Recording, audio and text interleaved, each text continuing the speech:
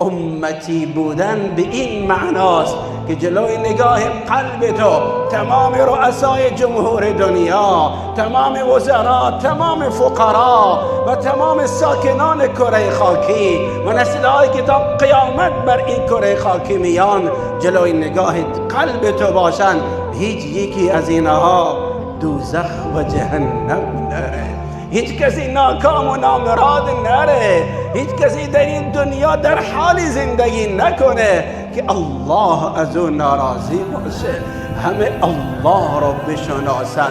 این تاج کرامت به من و شما داده شده که انسانیت رو با الله آشنا کنیم، هر قلب رو متأثر از عظمت الله، کبریایی الله، جلال الله بگیم به جهانی ربا چگونه تو رو معرفی کنیم.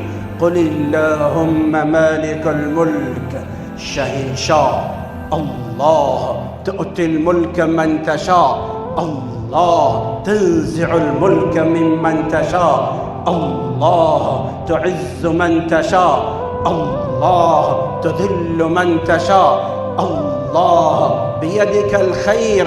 کجا سرگردانید بشر؟ تمام آدرس هایی که شما امروز میرید کسراب بقیعا، اینا همه سرابن. ای کسی که تشنه محبتی خسته شدی، میدوی دنبال محبت، از محبت خبری نیست در زندگیت. چرا آدرس رو اشتباه میری؟ آنچه که تو آب میبینی آب نیست. و سراب ان الذين آمنوا وعملوا الصالحات سيجعل لهم الرحمن ودا. محبت رو آدرس درستش رو ما به شما تقدیم میکنیم.